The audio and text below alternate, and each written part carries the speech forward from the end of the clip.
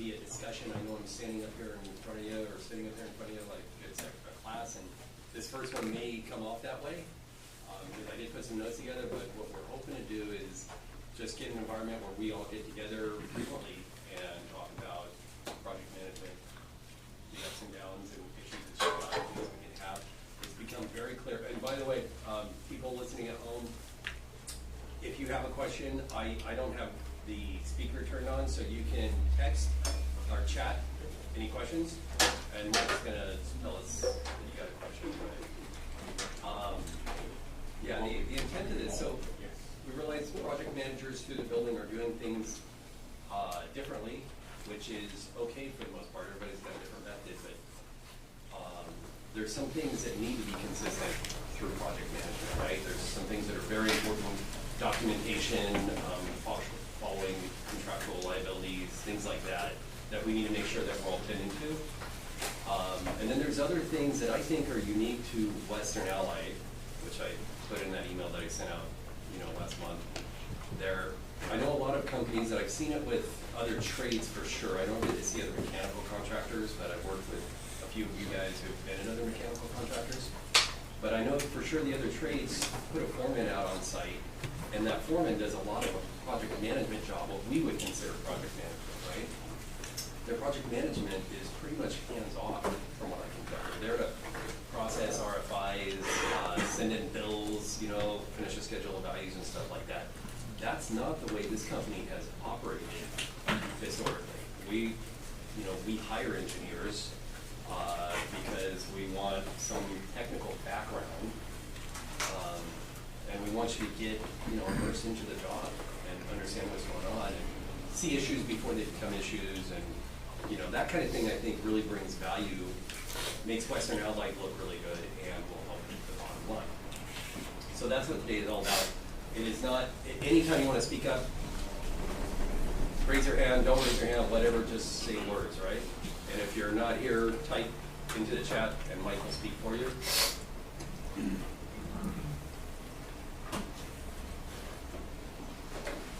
So, in the email I put in there, what is project management? Everything that's necessary to complete the project with a quality end product while maximizing profits, right? I always thought when I got into this, I came from the field. Most of you guys know that. I spent 12 years as a service technician, right? I had an idea of what project managers should do when I came into this. As a guy in the field who wanted support, that needed support, the more I can do to keep this guy working with his tools and not make him stop and have to figure stuff out, the better off we're going to be. So that's kind of the way I approached it from the beginning. There was no real class or anything like that. Actually, it was a couple of years before I went to one of those project management classes through MCAA, and it blew me away because project management is like total chaos, right? You've got stuff coming in all the time, and you are responsible for everything out there.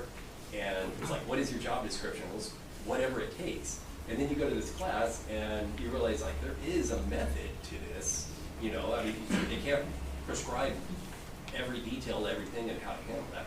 You got to think on your feet and figure out how to do that for yourself, right? But there is certain things that you need to make sure are managed as you go along the way.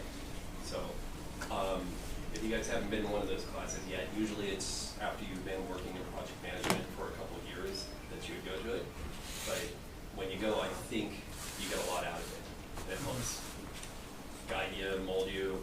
They're usually, I would say they are geared towards companies that are doing public work that tend to go to claims, have legal issues, right? And so they really gear you. Documentation is so important. When you get to court, you need to be able to show this and this and this. We don't do that. We don't want to do that kind of work. We're going to stay away from that. We want to work with clients that we like, right? And jobs that are good jobs. But the idea is still the same. We still have to protect ourselves. We still have bad jobs, and we need to make sure that we're covered. Right? And if we can be proactive, then we can maybe not have the bad jobs. It boils down to risk management. We're trying to protect the costs, right? Keep the costs as low as possible. That doesn't always mean the cheapest thing, right? Getting the lowest cost may not be buying the cheapest thing. Buying the cheapest thing may turn out to be more of a warranty issue down the road, or, you know, if you skimp somewhere, then a lot of times you pay for it down the road. Brian's got a good example, the condensate pumps, those little Gobi pumps. I was just gonna say that. So what, we actually worked really hard to get rid of the Gobi pumps and put in a real Martel or something like that, right? Yeah, the little giant, they said no. They said no? And then, like, the screen on it just kept getting clogged up, started leaking everywhere, and it's kinda, they look nicer, but, the little giants are just more robust. It's had better luck with those.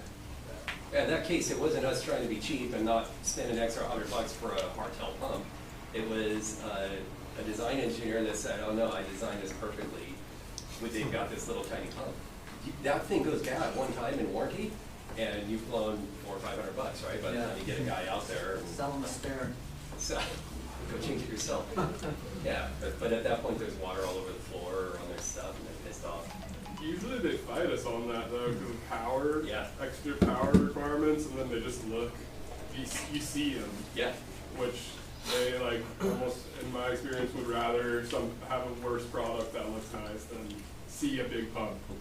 agreed. You could just plug it into the wall too. They don't have to do anything, just give you a receptacle. As long as there's an outlet nearby. Yeah. Yeah, no, I'm not saying it's a slam dunk every time, you've gotta convince them, but if you can get in front of the client and say, dude, these things are a problem, we're really looking out for you, it actually costs us more money, I'm going to buy this thing for free and give it to you, you'll think, well, they won't thank you, because they'll never know, you know, it's when the other one fails. I mean, that doesn't always work like that situation, they just have no way to say it, right? The one thing the Gobis do right is they look factory. That's, Yeah. and they camouflage it that way and get people to go that route when they don't work it. Yeah. I don't know, have they gotten any better at all? Has anybody going in recently? These are the little ones that have like the beauty plate that goes over them, they sit right underneath. Yeah, underneath it, Yeah. they have the Gobi I mean, too. if this is in some stupid telephone room, who cares? Yeah. You know what I'm saying? I mean, if it's in somebody's office, like. Yep. Carrier had one for a while that actually went into the wall mount unit, you actually stuff it in behind. That one goes bad, now you gotta pull the thing off the wall again. Oh, man. Did you break the frame? Yeah, those are a pain in the ass, for sure.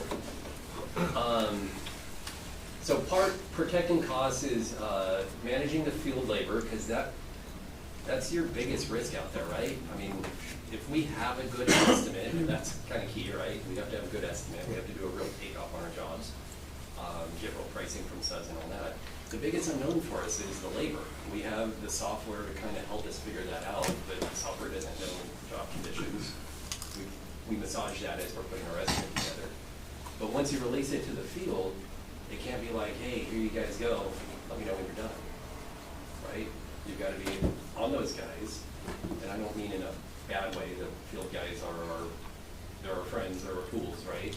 But you start with a labor budget, that can come in different forms, right? If you've got a big job, you probably got a pretty detailed labor budget that you're gonna get for the guys. If you've got a small job, like Mark's doing a whole bunch of TIs that may only have 50 hours in them, right?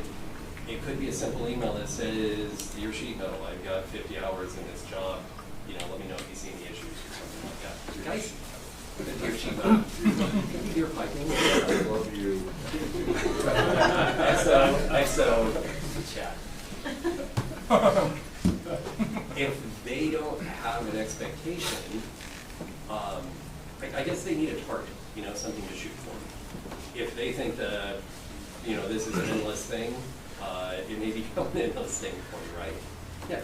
Regarding that about like the, telling them you have 50 hours, I think you're better off telling them, 2 guys, 2 days kind of deal. If you want to do it that way, that's That's- absolutely fine. I think that's better, a lot of times they don't understand 50 hours. You say 50 hours, they'll send 2 guys 3 days and now you're, or Yeah. 3 guys 3 days kind of deal. So what Mike does is gives them a labor budget, and then we'll give them a breakdown as they burn through the labor. This is how much we've got done, this is how much you've used, this is how much is remaining. I think that gets to the same point of, hey, these are what the hours look like. I understand your point, like they see a big number, they can't, No, right, but when you estimate something, you're you're thinking, okay, it's gonna take 2 guys so many hours for this task and so forth. Yeah, You know, yeah. and on a big job, if you just show them, 40 hours for installing a fan coil unit. Yeah. So it just depends on how, which foreman you get also. It's just one of those things that I think, because I ran into a situation where you tell them, hey, you got 3 guys, 3 days, and they'll send 4 guys, and you're like, Right. You I just believe- talk. If I could just jump in here. Yeah. However you want to convey the hours, we need, Mike said give them a target. They need a target. They have to know. We want to breed a culture in the field of where money counts and hours are money. Every single one. And it's a lot of money. Every single one. So you've got to give them that information because you can't bring them into the team and have them be a part of the team and have them be accountable to the job if they don't know what they're striving for. And I like Craig's, I've assumed it's a 4-man job, and I assume it's gonna take you guys 3 weeks. That's great if you wanna give it to them that way. I don't like the idea of giving a 500 line item labor budget. Some breakdown is good, but if you give them too many lines, it's too cheap. You know what I'm saying? So, it doesn't matter how it gets conveyed, the information has to be conveyed. I think the follow-up on those big jobs is very helpful. It's easy to do when we've got the quality fund support from the unions. We have a target, this is how many hours they're gonna pay us for. So those jobs, for sure, we're sending them, this is how many hours you've used, this is how many hours you have left up. It's amazing how they hit that target almost to the hour, right? We had five TIs and they were all like spot on. It's amazing, but that's fine. We didn't go over budget, right? We got this budget, we gave them a realistic budget. Well, they hit it perfect. If you told me every job would make labor budget, I'd take it. Yeah. Absolutely. Yeah, if your idea is like, hey, I keep the hours to myself and maybe we'll get a bunch of hours back or gonna beat that, that's hope. And hope is not a strategy, right? Yeah. Make a better strategy. Also, for the smaller jobs, keep in mind, some foremen like to drive with a buddy, so they can jump on a carpool lane. If you can't afford that buddy, you gotta just kind of let them know, hey, I figure only 1 guy in 3 days, not 2 guys in 3 days. Yeah. Get to know your foremen. Yeah. That's an important point that you guys often travel in pairs. It's very common. Like 10 people. It's unusual. It's unusual that you get a single guy. On the topic of labor updates, especially if you have big jobs, lots of hours, superintendents and foremen are aware of that. Sometimes you'll find that those mentioned will be, not that they're parking guys on the job, but they'll be looking a home for a guy for a few days. You need to be aware of that as the PM and all over that, and letting everybody involved know that you're on top of that. Because I'm not saying, I mean, they mean well. They're trying to have, if they can get your job a little further ahead, great. But you need to know if your job can take that. Is there work that can really be done, or are they just working 60% those days they're there because there's not a lot to do and you're waiting on material or whatever? You're exactly right. You're jumping ahead because I want to get to this. But Okay. There is a way around that, or something that can help a little bit. If you are engaged in your job, and when I say engaged, I mean up on the wheel, right? You are into the job and you are asking questions and you are into every little thing. Ron knows every hour that's spent on his job, right? You ask Steve Tahari, he knows every hour that's spent on jobs. I know some of you guys are the same way. When the field knows that you are looking weekly at your labor burn and you were asking questions, hey, I thought this was gonna take 5 hours and it took 6 hours, right? Stupid little things like that, even though you know, hey, whatever. If they know you're into it, that is less likely to happen, right? You set the tone and set the importance of labor, everything on the job. You're setting the tone that way. I've always, with the foreman too, one last thing is like, I kind of make comments like, You have no idea the info that I have in Spectrum. I can see everybody's time cards. And just that right there, those little comments, they end up, kind of going, oh wow, this guy's all over it. He Yeah. can see everything. And, I learned this from Chad, going through all the labor updates. Every week, Chad would be like, how many sheet metal guys are on the job? How many piping guys are on the job? And I learned right quick to know the answer to those questions, Yeah. because Rick Collier as well, when we would go through jobs, that's how you're going, okay, if we stay doing this, if we stay at this clip for the next 5 weeks, that's what we expect to get done in. Are we going to come up short, or are we going to make it? For You sure. need to know if you can carry on that clip of, Yeah. labor budget for the rest of the job. Who's getting daily reports from your foreman? Dailies, Dailies? No? hit or miss. You Unless are. it's a day Yeah, job. mostly. If you're on a real job with a real They're contractor, gonna want. your guys are filling out. Yeah, dailies for them, The GC's getting a daily. Why should that GC get a daily and not you? It's true. Get that daily. It's got your manpower count on it. It has what they got done that day. It's got any issues that they see, any issues that they see coming up. Get the daily and don't take no for an answer, Uh-huh. right? You should have that. Once you get it, save them. Put them in your job folder, so you can always go back to them. Yeah, we've got a job that seems like it's pretty loaded up with guys right now, and something we'll address soon is, you get diminishing returns at some point. GCs wants you to load the job with many. They want to see, and I know things are going crazy out here, but you get diminishing returns at some point, depending on what activities you're doing out there, right? Wasting money. You got to find the right size crew. And like you said, things are slowed down a little bit. You've got a good job. Taking our guys there, you got to make sure that doesn't happen. Yeah, and then when that happens too, that you have to watch out for the crew rate. Because there's been times where my labor budget's right on, but because we're slow, I have like 6 foremen on the job, and then the crew rate goes up. So we're on budget, but like we're $20 an hour off. and that adds up really quick. Yeah, it brings up a good point. So, That's a good point. a lot of times we have an opportunity to do that Saturday work party, where maybe the framers are going nuts, or we've got a problem with noise, like they want us to do all our hangers before 8 a.m. when the Yeah. tenant above comes in, and you get screwed that way, right? If Yeah, you shoot noticed. hangers for 2 hours or 3 hours, and then you're gonna seal up for the rest of it, it's like, oh my God, that's not realistic.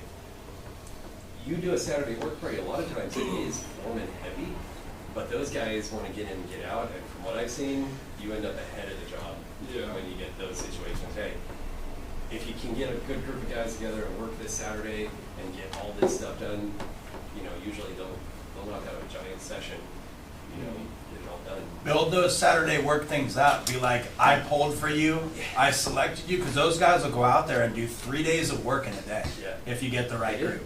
They 4 really do. days If mom goes out. Yeah, they really will. Yelling at them. He pushes for sure. But you gotta ask the GC first. Yeah, it's GC true. is super, you know. Correct. It's true. Yeah. It's an But easy- I mean, it's an easy sell. Yeah, easy sell. They put you in a bad situation, right? They're not letting you do your work. They cuff your hands. So But sometimes the GC has to be there, so you find a, what do you call it, our superintendent? Buy 'em donuts. Yeah. Just buy 'em A donuts. couple of cases, yeah. Couple cases of water. Buying out Yes, materials and Take it. subs competitively. Equipment's easy, right? You do your equipment buyout at the beginning of the job, and that can be fun, that can be frustrating, depends on who's got the leverage. But when we get to duct and piping, how are you guys usually doing that? Anybody? Anyone? Purchasing with piping has been awesome for me because they vet out every vendor that we have and they have a good relationship with those guys. So you send purchasing Piping a takeoffs. takeoff? Sheet metal, I'll typically stick with R&R because every time I've gone to Superior, they've been more. And for the bigger jobs, they know we're gonna have a lot of orders, they'll cut down pricing for us. And if, you got a hot one, they'll jump on it for us real quick. They do, yeah. So you're saying either way, though, you are getting the materials list sent to you, Yeah, and every you're time. sending it here or there. Every time, yeah. I Okay. have the field send them to me, that way it's not only the foreman looking at the job, but also I get to put eyes on what they're ordering and how much, and, if we have, sometimes they don't think about later on the delivery dates, so all that coordination, and then I'll shoot it off and keep them copied on the emails. Is anybody doing anything different than that? Trick question. Aha. Wrong answer. Say no, say no. I'll say that Elizabeth has been excellent in this regard. I'll bring her in similar to Ryan, let her know what we're faced with, HRL as an example, you know, and that we need to try to find some money in the piping budget. It's a $250,000 job for copper, and every dollar counts. She's been intimately involved in that, and she does a spreadsheet with all the different vendors in it. She's been just awesome in that regard, bringing it all to us, vetting it, double checking, and even pitting them against each other a little bit for a better price. Yeah. Hey, I need you to cut 5%, even though they were already the lowest. Whatever it takes to get, to scrape out a little more money on that big of an order. So that's what I've been doing too. She's been great. Purchasing is great. You could do the same thing with ductwork, and I think the problem with duct is most of the time you don't have that much time. We get a takeoff, and I need this in 2 days. So, Who else are you guys buying ductwork from? Does anyone compete with R&R for rectangular? Because I've never gotten a quote for rectangular duct that's been cheaper than R&R. So I know he was saying you got. that's what you were saying. The other options out there are Superior, Airmasters, Air handlers. Air handlers, yeah. I tried them a few times, but price is underwhelming, especially because I can call Brian Kowalski and be like, can you do me a solid? And he gets it out in 2 days, So there's no problem with doing that, with going straight to R&R. I found the exact same thing. In fact, we just priced out round duct work with R&R and Casco. My experience in the past is, you can't beat Casco with round duct. They just spit that stuff out so fast. R&R is right there with the round stuff. They're cheaper. With the delivery fee, weren't they like? I was gonna say, and faster delivery. It was The within, the raw cost was cheaper, but they then, were like yeah. right there, right? So in that case, I guess that we do need to spread it around a little bit. If we're gonna get bids from other people, we need to give them some work, but it's okay to do that. The point is though, when you send it over to R&R, you're never sending it over saying, hey, I need this stuff tomorrow, or whatever. Whenever you send anything to any vendor, whether it's R&R, it's part of Western Allied, it's a competitive bid as far as they know. Yeah, make them thank you. Yes. Send it out to everybody. Hey, will you give us a quote on this? Let me know what your lead time is. If they know that it is already in a quick turnaround, there's a little bit of leverage, right? I agree. Brian's been very fair with his pricing, even when he knows that you're applying. So I don't want to not approach a job that way, though, or approach an order that way. It's always a competitive buyout. As far as everything outside of ductwork, you should be getting competitive pricing, right? Your piping, unless you need it tomorrow, should be, a couple quotes, at least 3's the best. Maybe you can get a few prices. I try to get them to buy the job too and hold it at their factory, or at their warehouse. You know what I mean? Yeah. Because I tell them I want that locked-in price, but I guarantee them that I'll take it in no more than 4 deliveries. But can they hold that for me? Because I can't afford in another 3 weeks when they announced, like yesterday, they announced a 50% copper tariff. Oh, really? That they're putting into place. 50%, that's what was from the president's desk. And I think that's imported copper, but still, I can't afford those types of things on a job with $250,000 in copper on it. So, and they've been willing to hold it in one of their warehouses, so. And on R&B, we just went through and did the spool process, and we ordered directly from those spool sheets, and so far it's been going well. So Oh, sweet. As far as I know, I think that was the first job that actually ordered from them. So. That's engineering did the spooling? Yep. Cool. Yeah. I've not done schooling. And that went directly to R&R, and so thus That's far sweet. it's been going well. Yeah. I've been interested in that. For those big jobs, when I'm you're looking into that. when you're getting, Spool. you always get multiple Never prices, seen like you said, for even sheet metal. Yeah. I'll put R&R and whoever else on the blind copy, so when they see that format, like, hey, RFPs, do whatever, they know that they're getting competitive pricing that way. And it went out to multiple parties. Exactly, That's yeah. great. That's a great idea. Yeah. For sure. There's more than one way to skin this cat, right? all good methods. The important part is, it is going past your desk. You have control over that, right? What you don't want is your pipe fitter sending something directly to Columbia, and you don't want your sheet metal guy sending something to R&R. You've lost all control of your costs at that point, right? Columbia is not gonna give you their best pricing for sure. They know that you're a project manager that doesn't give a crap, and they can charge whatever they want. I always tell my foreman, we're not paying you to go shopping, you know what I mean? Like, Yeah. honestly, like, they'll go to the parts houses and stuff, and, you know, it's like, no, I need you at the job, I'll take care, I'll get you everything you need. Yeah, we know what you need, I'll take Yeah. care of it. Yep. That's Yeah. fine. So what if the foreman doesn't want to give you the material rack? Keep pushing. The problem.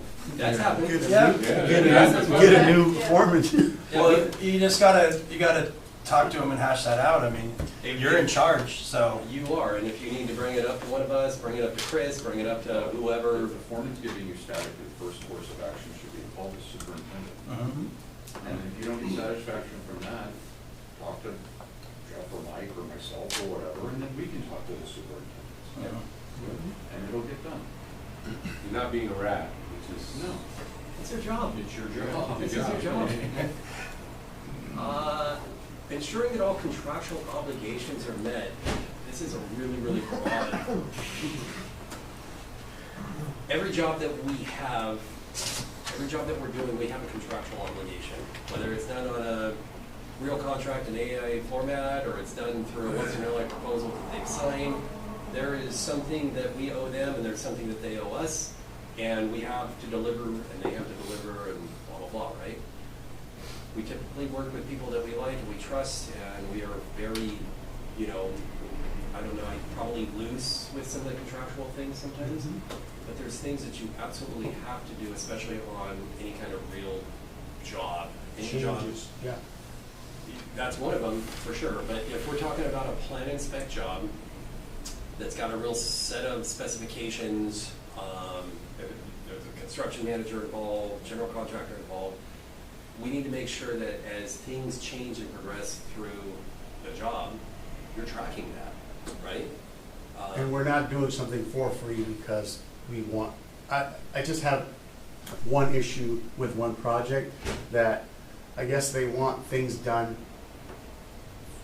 I wouldn't say for free, but they put it in the language in the email, and then you step back and say, well, if you said this, then it means that there's gonna be a change.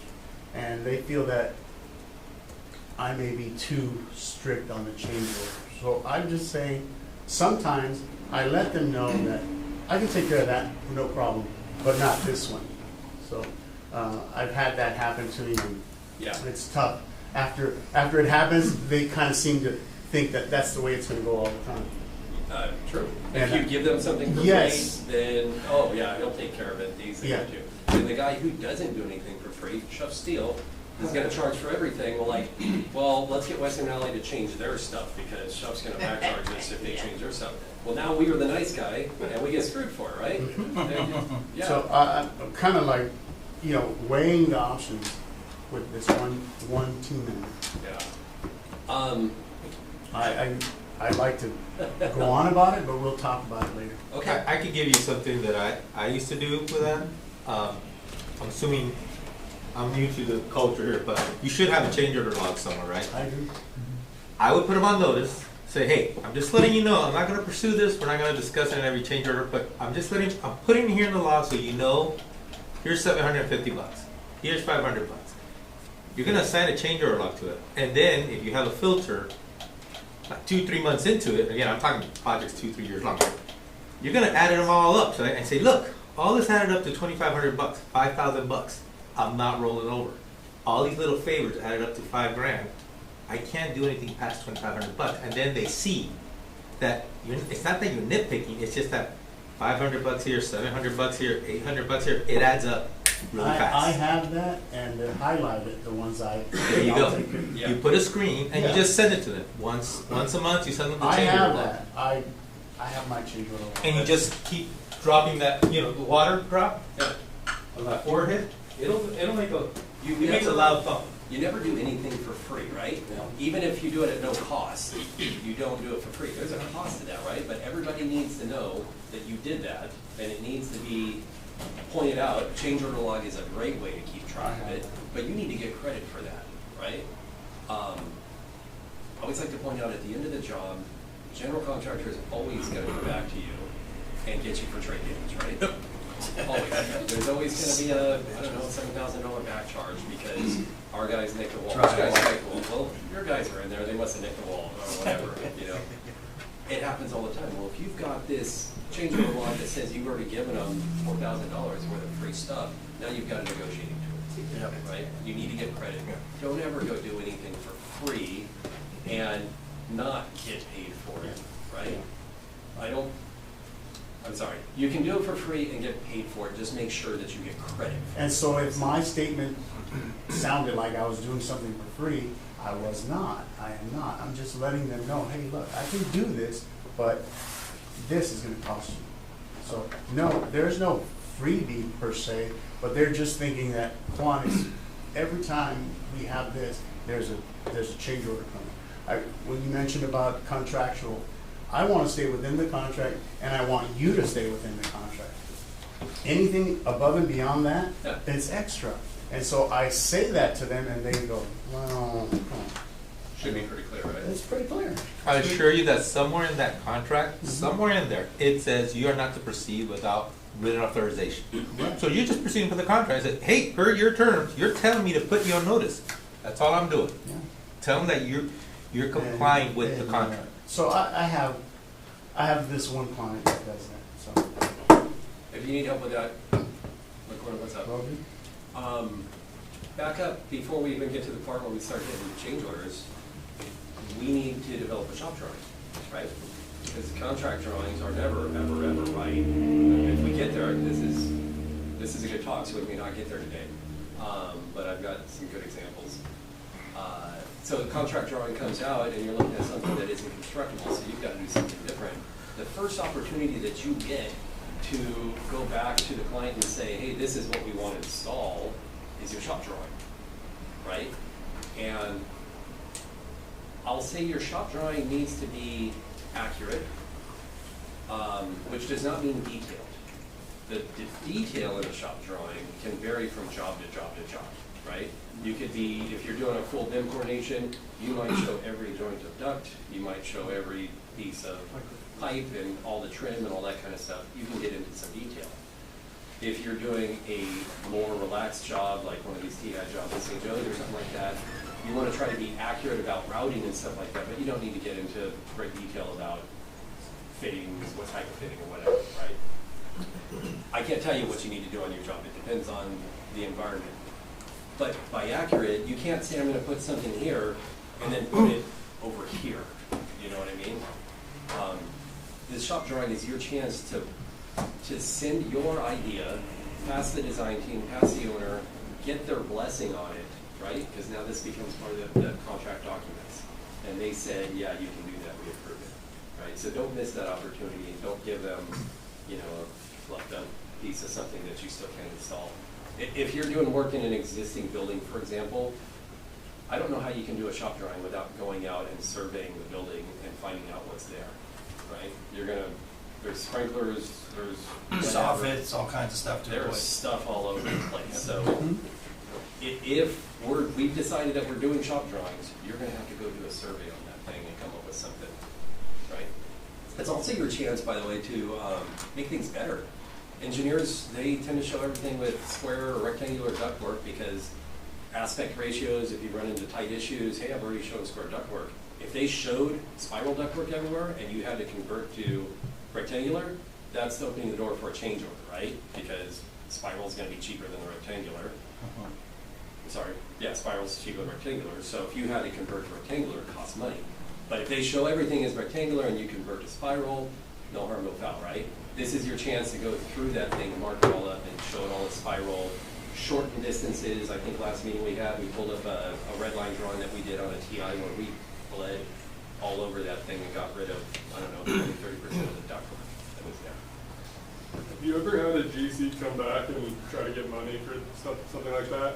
Yeah. Because I've not, but I've kind of been waiting for the day. Yeah. That it was kind of a clever GC. He's like, hey, you guys cut a bunch of costs, where's my piece of the pie? Yeah. There's a couple ways No, to you go. push, no cigars, it's lump sum. If you had to add more fitting because of the fiasco, are they gonna pay you for those extra fittings? No. I think yes, on what I'm doing. We're gonna We're go gonna for fight it. for it at least. Oh, 'cause okay, we're if you're, okay, offering again, things depends that on the relationship. But if it's a lump sum contract, everybody's taking a chance. If you found a better way to do the savings, good for you. If they found a way, but if they're gonna say, well, wow, I mean, unless it's extremely aggressive, I mean, if you really cut the living crap out of it, then you find a happy medium, you give them 10% of whatever your savings is, and make them feel good like they made a living, but Yeah, I'd fight that tooth and nail. yeah, I agree. And I was on the wondering- shop drawing thing, I'm seeing a lot lately. Don't think that you're gonna try to, if something that's really aggressive, you're gonna try to sneak it in and you got it approved. If you read the fine print on their approval, they're not approving it. They're taking no exception to it. And they'll fight you on it. It happened to me with these huge air handlers. We flew onto some roof. The fans were slightly off, the CFMs were off, and we're like, oh, you got it approved? Like, no, I didn't take exception to it. And we literally had to tear the guts out of our air handler. Wow. So careful on what you guys are trying to, if you guys are trying to sneak in something like, oh, this is aggressive, don't take that stamp for granted. Because all engineers change that from approved to no exception statement. And No one says approved. Reviewed, yeah. Mine just says review. So that's even better. That's not Review. that's even worse. That way it's Yeah. still all on you. So uses the word approved. I I have too many war stories. we end up, yeah, we end up responsible for everything that's out there, right? So, you don't want to put in something that doesn't work. Western Ally doesn't need that reputation. We're here to install things that work, things that are efficient. So, I mean, we're not downsizing equipment. Probably something that happened, maybe change some routing and some poor fittings went in or something like that, or downsize ductwork or something like that. But again, we all have the ability to size things to make sure that that doesn't happen. And we need to do that. We're gonna change it. Even if we're not changing it, I'd, do some quality control, see if the engineer did things correctly, right? Well, make sure they're even designing to their own criteria. Yeah. When you're going through and cleaning up shop drawings, you could often find that. Yeah. Or redesign it that's better, and then it's like, oh, it meets your sizing criteria, so. Like a QA, QC on the BAV box sizes, for example, you're doing that right now. Does everybody have that spreadsheet that came from engineering where you can put in the scheduled value for the BAV, the count of all the diffusers, the box size they've scheduled, the box size that should be there? No? It's pretty cool. It's It's a good little cheat sheet. Yeah, yeah. Make sure the CFM Yeah. values are actually in the ranges that you think they're. we need to because we that need was to talk a to mistake, whoever right? created that. We need to talk to them because The ranges are off. yeah, I found a couple things I'm working on it. So Okay. I think Brian. So I've been looking to talk to Brian about that. Okay. I found a few things. Yeah. that are not good. What about in like a situation where pre-construction you can't get access, like it's above our limit, or like we had a TI that we were doing where on the drawings it was all shown to be routed X, but then we got up there and once the ceiling was taken out, it was a totally different situation. So then to your point, we're limited in terms of what we can do pre-construction wise. You are. You almost can't even really shop draw that. You can provide it, but once you open it up and see it, if it's going to create a significant change, or is a significant change, you need to RFI it, right? Sometimes you get in a situation like that on a drawing, it may show, Jeff going through that space with one elbow and everything looks all hunky-dory, and you get in there and now you've got 10 elbows because you've got offset, you're adding a lot of pressure drop to that system. As soon as you install it without getting it approved, you are taking responsibility for that, right? Now you own that pressure drop. Whereas if you RFI'd it and said, all this crap's in my way, I can't install it the way you said to put it. They can either approve it and say, okay, we'll take responsibility for that pressure drop, or they can go back to the design team and the general contractor and say, hey guys, this will never work, you've got to move all that stuff. And now you've opened up a door for all that. Also, if you have to have 10 elbows in there, you've opened the door for a change order. We had included this elbow right here, and now I got 9 more of those, right? So that's part of the contractual. That RFI and that response are part of the contract now, right? If you don't RFI it, it's all you. You own it, and if it doesn't work at the end, like Stuart's job, you got to go figure out how to fix it, and that can get super expensive.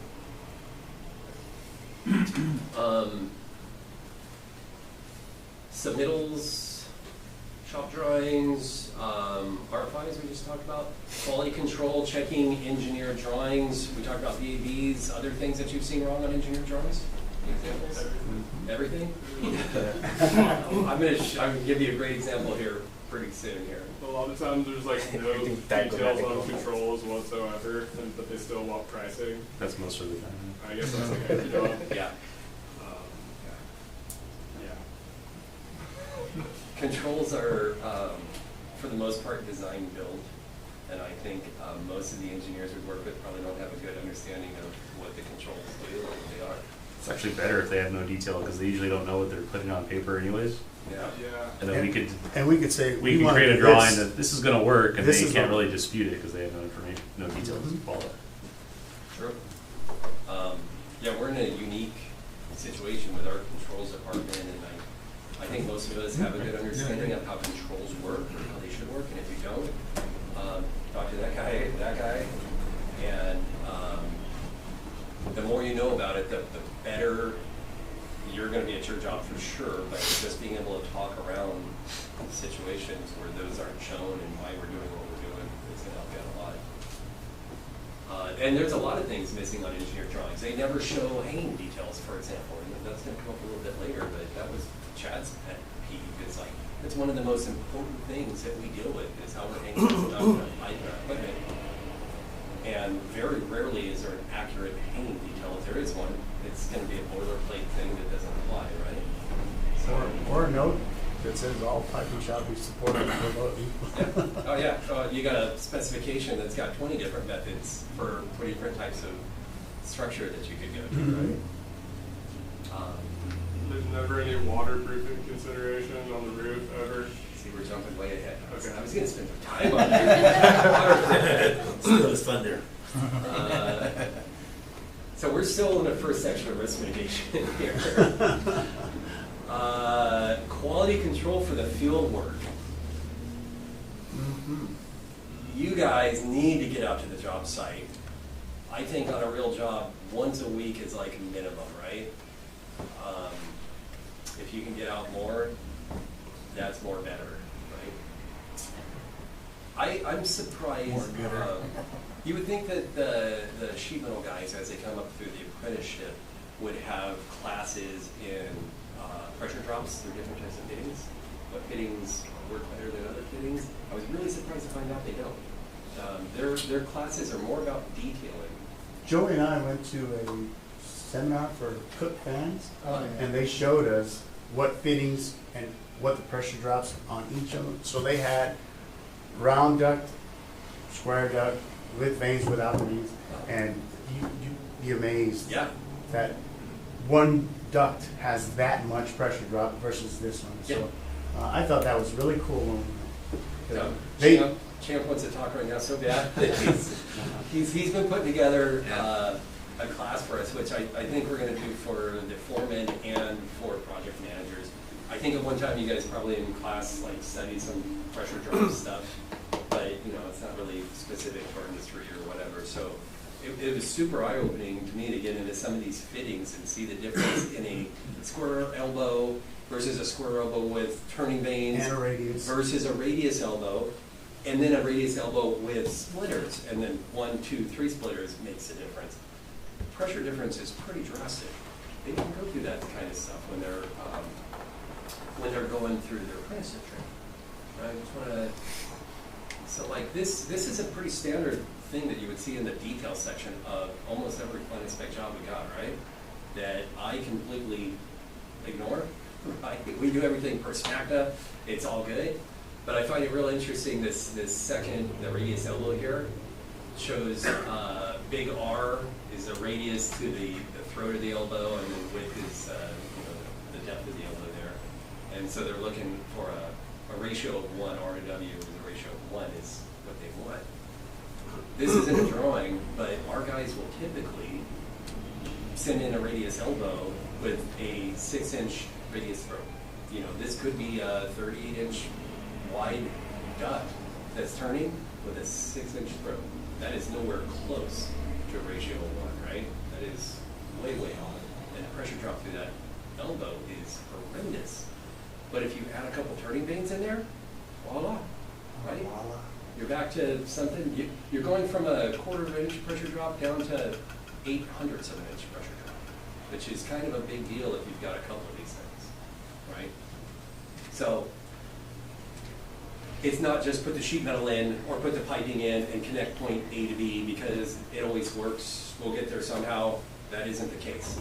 I will say, most of the VAV systems that we work on or that we install are extremely forgiving, right? If you took the VAV out of the system, you would just be designing a constant volume system for, you know, the main duct and, you know, some branch duct out, and you would want to design it so you have just enough airflow. Well, now you put this VAV box in there and you say, give me 2 inches of static pressure upstream of the VAV boxes. Now you just gave yourself a big giant cushion of extra static in there, right? So you can throw in a bunch of elbows and whatever, plus VAV systems have diversity built into it, right? You can have some really inefficient fittings and no one will ever know. That doesn't make it right, though, right? It's still, it costs money somewhere in performance and energy, you know, costs, basically. So as the project manager, quality control means going out there and making sure that what they're installing is, you know, what you would expect. Something that's efficient, something that's not a pile of crap. I was on, I don't talk a lot, you guys jump in and do it. Fox Theater in Riverside 15 years ago, we had like weekly meetings out there with all the project managers, and there was a painter on the job that was doing like hand paintings. He had a crew of guys, but they were doing like hand paintings because they were making murals to restore this theater from 1948. We go in the meeting and he came in 10 minutes later, something like that, and it's like, oh man, I'm so sorry I'm late. I just came in, I saw what my guys were doing, you know, on the prosceniums. I'm gonna have them redo everything. They're like halfway done, but I'm not happy with the way they're doing it. And I was freaking blown away. Like, this guy is supposed to be managing his costs, but he just took his costs up. I mean, I don't know how much time the guy spent on that, but he's having them repaint this whole thing, right? That had such a huge effect that he was doing his own quality control. He wasn't making somebody else do it. If you guys do that, you set a standard. Let the guys in the field know that we have a standard that you'd like to see, and let the client know that, hey, you know, I saw something I didn't like, I took care of it, blah, blah, blah. I think that goes a long way, right? We're not trying to just sneak the cheapest thing by. Trying to control costs, for sure, but part of that is giving them quality the first time so we don't have to come back and do it a second time. And going back, a lot of that can be done during the shop drawing phase, because a lot of times, a lot of the guys will just install what's on the prints, or especially if they're apprentices or less experienced. So the time to catch that is in the design phase.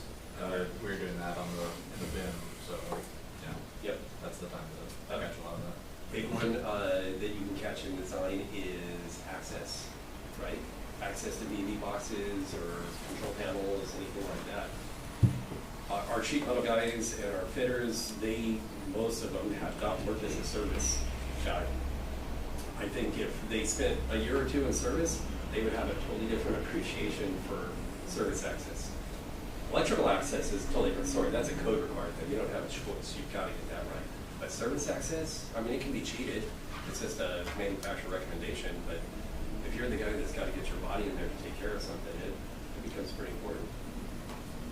Good point. Let's see what I missed there.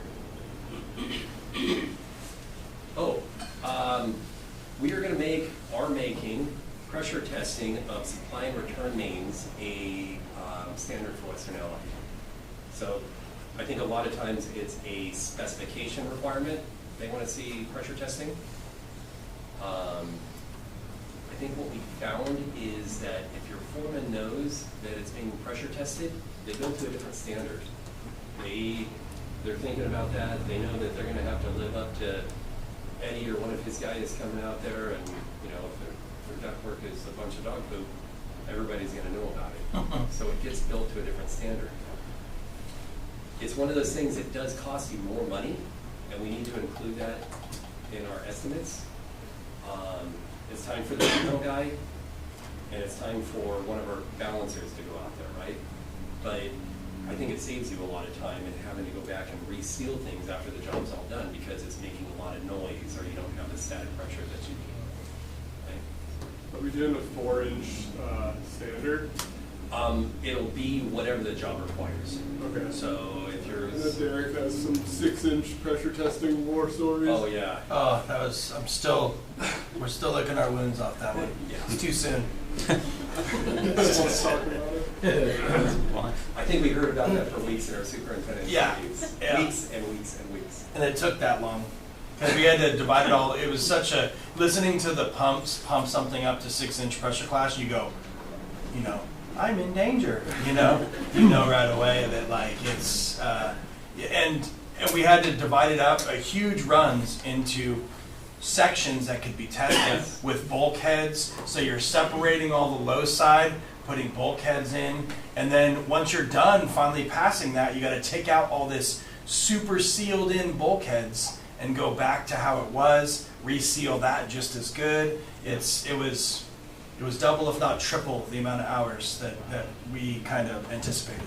Well, and it wasn't just because you had to do it, it's because you had to do it 3 or 4 times. Every time it failed, you had to go back Correct. and do it again. Correct. I think if it's a spec requirement and they say you have to pressure test to that, you know, that pressure, that's one thing. If it's not a spec requirement, we're doing it for us, then we're gonna do something reasonable. Like I don't know if 2 that inch? system was meant to operate at 6 inches. No, Then- no, 2 and a quarter, Okay. 2. Then I'd be pressure testing at 3 inches. Yeah. That's, we can pressure test because it's our requirement, not their requirement. We get to pick what we're gonna do. The point is, it's gonna be constructed better, and we know when it's all done, we're not gonna have leaks. Without ceilings, I mean, everybody wants an open concept now, and you got a concrete deck up above you. Those little leaks just kind of reverberate and they drive you nuts. Right? It's kind of embarrassing. But if it does leak and they complain, Yeah. and say, I pressure tested this, it's all within acceptable Yes. leakage rates. True. So Yeah. you could argue that if you needed to. We've had, 5th season, it's open concept, and they've called us back out there a number of times on a bunch of leaks, because there's like dust like blowing out of a bunch of little areas, and so then they're calling it a warranty issue to come out and, reseal it, and so it's just been a pain in the ass, so. Am I taking care of that? Yep. You can call them out and say, hey, don't put dust in your building, you won't. Clean up after yourself. Before we get off risk management, safety is part of our job too. We have a safety committee. Mondo is safety technician. We are way deeper into safety now than we ever were before, right? And it's really going in a good direction. Between Shelley and Mondo, I'm really happy with the way it's going, right? And our guys know that safety is a real concern for us. I want to make sure you guys are all on board with that as well. We're not asking our guys to do anything that's out of the realm of perfectly safe, right? They do things that are, that are risky for sure. I mean, we've got to rig things into buildings with the side of the building open and all that kind of stuff. But it's going to be with a harness and a yo-yo, right? We're going to have safety precautions. We're not asking anybody to climb up on, the top of a cooling tower next to a building and do something that wouldn't be safe, right? If you're out on a job site and you see something that doesn't look safe, you have the right to stop, right? That's part of the risk. Stop what you're doing. If you see guys that are working without their PPE, which on a normal construction site is going to be hard hat, we're using chin straps now. That's just the norm. Safety glasses, high visibility vests, and cut level 3 gloves is the norm, right? Unless the building's finished and, at some point when T-bar goes in or whatever, you can lose a hard hat. If you see guys who aren't wearing their PPE, you should say something. If they think you don't care, then they're not going to care. If you care, they're more likely to care. I think the right way to handle that is to bring it up to the foreman at the site when it happens, and then also the superintendent. Yeah. You need to tell their superintendent, hey, I talked to so-and-so because I saw XYZ on a job site. Please make sure you talk to them. That means when you go to the job site, you've got your PPE on as well. Correct. And that naming shoes, yeah, you definitely aren't going out there with tennis shoes on. Most of you guys probably have some work boots. Not everybody, so the guys in the field have to have safety shoes. It's like steel toe or hard toe shoes. I don't know if, you know, you're not walking onto the job site to do work. That's not what your job, you're gonna be walking around. So if the GC says you have to have steel toe shoes, by all means you do. If not, I think if you've got some protective shoes, not, you know, flip-flops or tennis shoes or something like that, you're probably okay. Most of them just say closed-toed leather, you know, if you're just walking on the job that I've found. But yeah, some of them do require the full thing. I wanted to bring this thing up. So this is a sheet metal takeoff from a foreman that I was going through. When I get these, before I send them out, I'll usually do a pass-through. I'm not detailing the job. I don't know every duct and fitting in the job, but I kind of want to see if the sizes that we're detailing to and what we're sending in to be fabricated match what's on the drawings. You know, if you see this one's got some 80 by 26 to 73 by 38 transitions on here.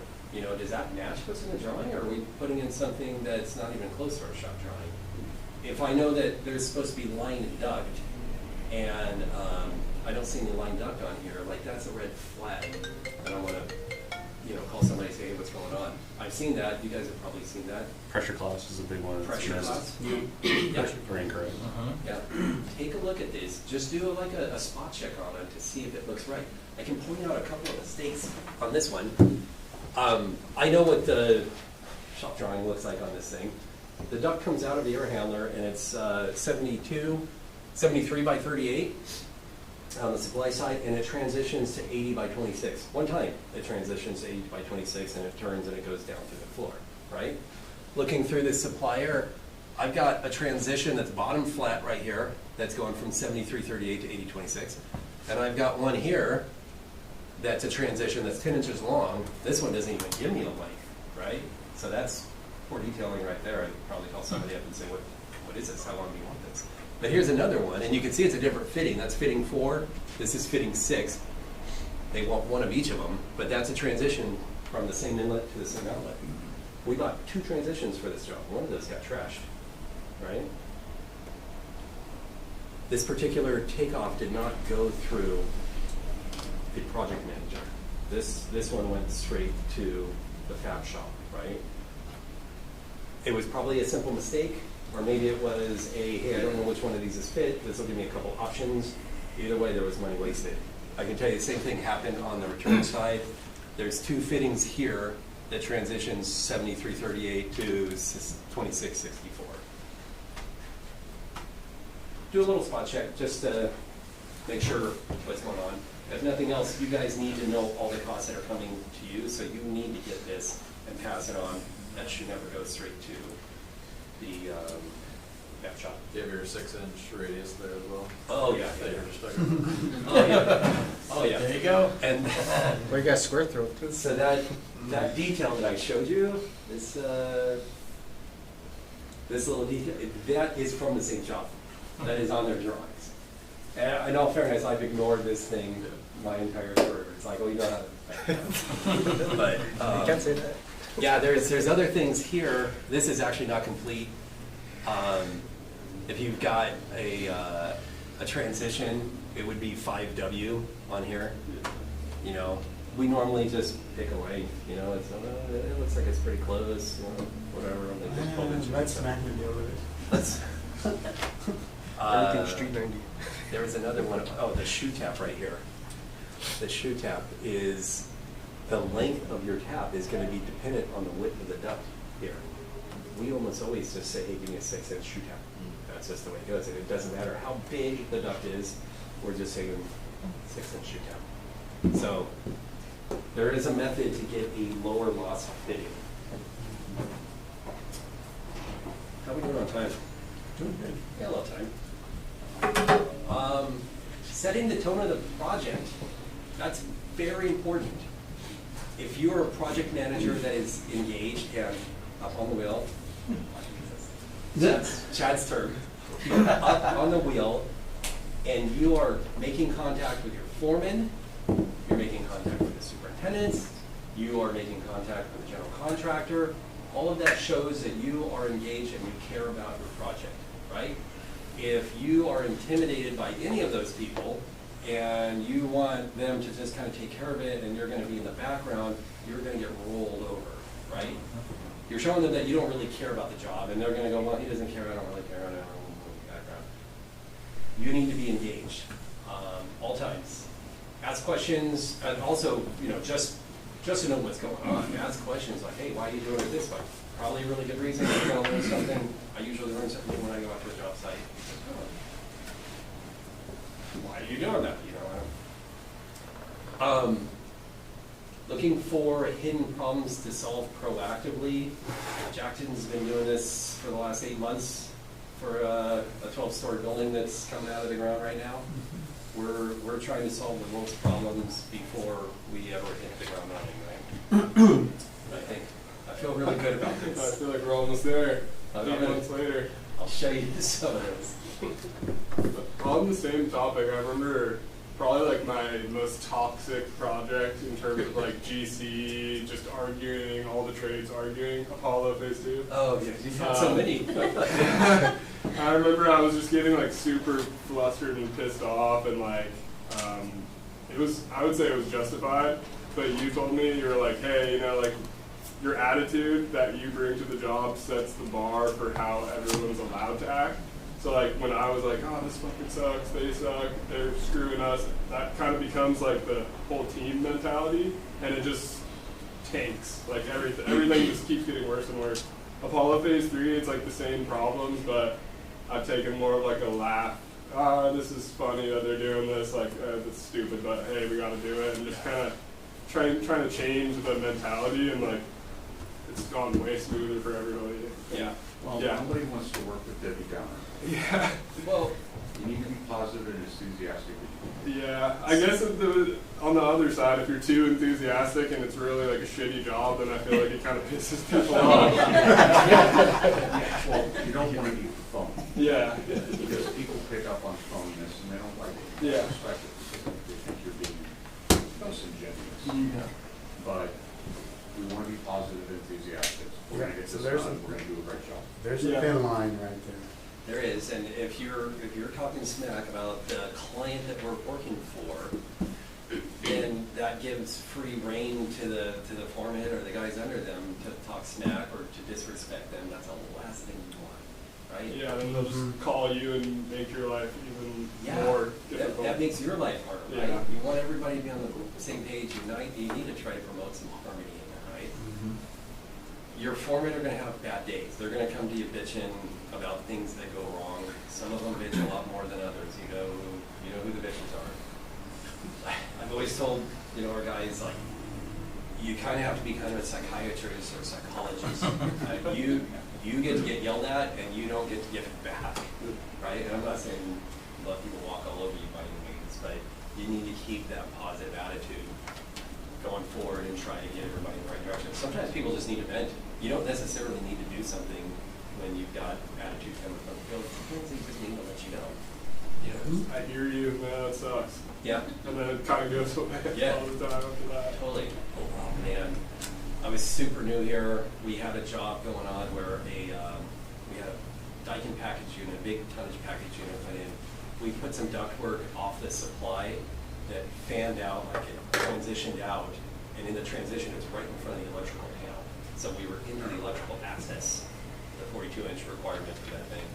And the foreman, he got called out on inspection, right? And our foreman said, that electrician, it was CSI right down the street, this foreman is the one who pointed that out to the inspector. We would have got by, he wouldn't have said anything. You need to do something. I don't know if you remember this, but Jeff was doing a lot of work with CSI at the time. And it was suggested to me that I go to Jeff and tell him and that he take it up the ranks there. And he did. And I had a confrontation with that foreman in the parking lot. And it was such a stupid thing to do because at the end of the day, we were in the wrong. And it didn't solve anything at all. And I should have just listened to that foreman bitch and moan about it and gone, okay, yeah, let me see what I can do, and then, you know, fix the issue. That's what we need to do. We don't need to elevate it and bring in that guy's boss into it. So, yeah. Talk about manpower. Don't shy away from it.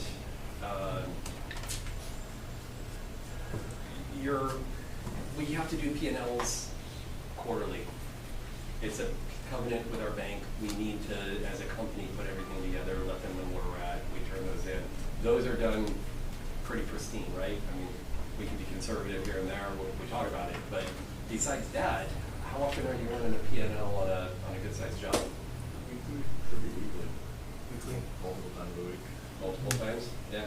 I mean, I can walk around and see who's living in that spreadsheet, right? In the estimate spreadsheet on the P&L tab. As you're buying equipment, as your manpower is out there, it's a really easy thing to click and see where your labor's at, right? Yeah, you can look at the bottom line. It gives you the opportunity to go through. I'm not saying you have to trust everything that's in there. Sometimes you need to go through and make sure that things spitting out accurate information. Jeff likes to do everything, you know, actually take a report and fill it in by hand, and that will force you to look at it. I get that. That's one way of doing it. If you're doing it during P&L time, because you want to really just, you know, make everything correct during that period, that's good. If you just want to do a quick, where are we at right now? Yeah, that's so easy to do. And it'll tell you where you're at, and if you need to realign things as you go. If you're not opening up your P&L on your jobs regularly, you're probably going to see things slip. You know, if there is slippage, you want to catch it quick. Something, maybe not on a weekly basis, but definitely when the job gets done, something that's easy to predict is to look at open commitments. I don't know how, I don't know why, but inevitably every job's got some PO out there that's got an extra $1,000 on it, or $500, or whatever, you know. And on a large site job, it can total up to a lot of money. I don't know how that happens, if we write a PO and we don't get billed the entire amount or whatever, but if you do have open commitments on jobs quite frequently, and this is a, you know, it's just a better job. Easy thing to forget. Also, you know, your job, you're tracking your labor, everything's going well, and you decide, okay, job's 89% done, I don't need to do it anymore. Guess what? 9 out of 10 times, closing that job out will require a lot of manpower. All of a sudden, you'll get hit. Well, I'm tracking, everything's okay. What the hell? Yeah, punch list is cool. All hands on deck at the end. Yeah. So make sure your manpower matches whatever they install. If it's looking good, but then you go to the job site going, well, he spent this much, but it's not getting done, that's a red flag too, so. Be vocal about it in that case. If you're quiet and you're just like, oh my God, what's going on? It's gonna keep going that way, and you gotta get vocal about it to try to get it righted. You made me think of something, end of the job, punch list, clean up, all that kind of stuff. We lose a lot of shit out there. Ladders, dollies, whatever. When you know that it's time for cleanup, if you would just mention to the foreman, like, hey, make sure we get all the ladders out there. Whatever you got out there, we check to make sure we gather it all up. You guys been on job walks in buildings and seen one of our ladders in Yep. Yeah. And to that point, when your main crew is kind of coming off and they're crewing down, and now they're only going to have an apprentice and a foreman or something, or 3 guys out there, they don't need 9 ladders anymore. Yeah. You know, scissor lifts, all that, get it off there. And the double-sided ladders that we're buying are $400 or something like that. They're ridiculous. We spend so much freaking money on ladders and freaking legs specifically. They get legs. Last thing on here, foreman should be asking you for status, not vice versa. I know we've got some projects that linger, right, over a long time. For whatever reason, we're waiting for finishes, or we're waiting for an electrician, or we're waiting for whatever. You guys need to stay on top of that. Please do not ask the foreman to stay on top of that and let you know what's going on. You guys stay on top of that. If you're asking a guy to drive out there or do anything on that, it's costing you money, right? It's again, it's one of those things where you're sending that tone, right? This is important to me, I wanna let you know what's going on. You don't wanna send the tone, this isn't important to me, you let me know, you know, what's going on. One thing on that too, I think it's important that you instill with the GCs on this that you are the first call. Yeah. Not to your foreman. A lot of them say, oh, well, I'll just ask so-and-so, they're on the job. No, you need to be the first call. You'll handle your own guys. And if the GC knows that and abides by that, then you are, by that point, intimately involved in everything going on because it's coming through you. Yep. That is a great point, because you will get honeydewed to death, because it's, hey, can you do this, hey, can you do that, hey, can you do the other? The foreman's gonna be like, yeah, okay, whatever, and if you don't know, Yep. you just lost your change order leverage, Yeah. just all of a sudden, it's like you lost 3 man days because you're doing whatever. And if you do, and if the foreman is asked, they should know that their answer is check with my PM. That's happening to me right now. They asked for a whole spreadsheet of who's gonna be on the job, superintendents, foremans, and I neglected putting anybody's phone numbers. I put emails on there, but I even put main point of contact next to my name. Everything should come through me. Reluctantly, I had to add numbers because we started doing work for foremen. So they started going to the foreman, and you know, luckily I'm talking to the guys almost every day. It's like, what's going on? Like, why did this happen? It's like, oh, well, he called me and asked me, like, tell him to call me. Like, don't take any more of his calls. I mean, you know, not truthfully, but it has to get The past. foreman's attitude should be, hey, wanna help, No. here to help, happy to help, but you gotta call so-and-so. Yeah, so I made it a point on my spreadsheet, main point of contact, and then I just keep reiterating and stuff when I see them. And I am almost never confrontational. I mean, I want to get along with everybody that I'm working with. When this job's done, I want them to call me back. Yep. And work with us. So it doesn't necessarily need to be a, hey, don't you call so-and-so. No, absolutely Not not. like that. Yeah. Even if they are dealing with the foreman direct, you can just drop a little, hey, yeah, I know you talked to so-and-so about this. We're talking, you know, Exactly. I know what's going on here. Yeah. He can still get what he wants, and you can give a couple things away, and just make sure you get credit for it. Yeah, that's what I've been doing, because like I said, he talked to the foreman, something had happened, and I called the super back, it's like, hey, I'm glad it got taken care of, Mitch told me that, you know, we took this out for you. Do you guys need anything else on the scope? Great, and so. Most GCs appreciate it. If you go to their superintendent, you're like, I'm your guy. I mean, every job that I'm on, I mean, I've worked for quite a few owners in here, it's like, I put that out there to the GCs. They're happy to call me because they know it's handled, whatever it is, whether it's a behavioral issue or we need to, you know, hurry up and expedite this, whatever it is, it's handled. And they'd rather make one call than 5. Yeah, absolutely.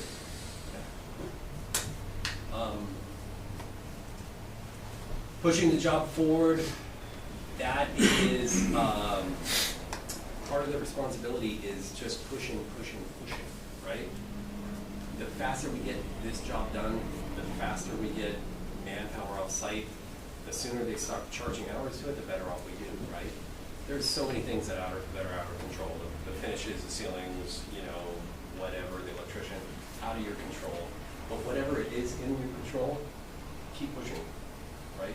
If we've got some scope of work out there, and I don't want you to send somebody out for 2 hours to do something because there's some open scope.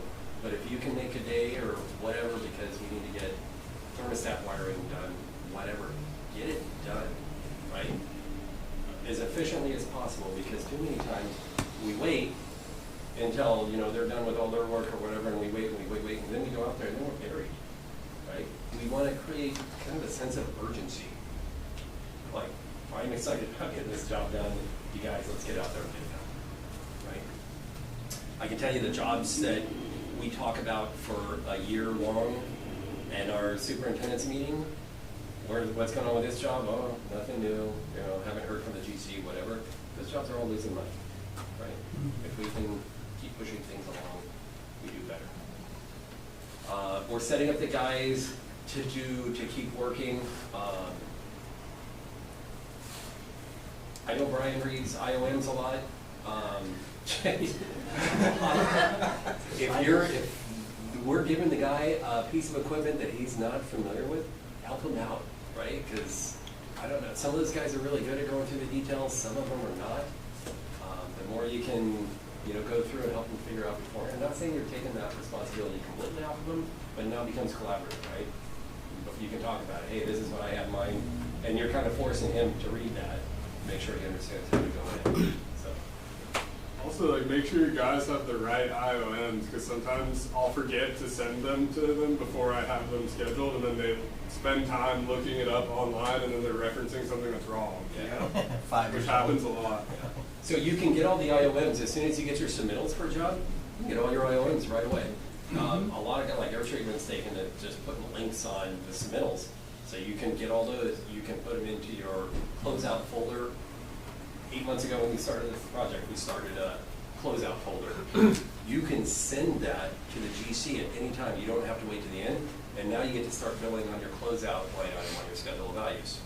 Start getting that stuff. Plus, it's there when that foreman calls you up and he's like, hey, I'm standing here in front of the children. Hey, you know, look, I put this in the Google Drive a long time ago. There it is. You got to push people to get information that they owe to you, right?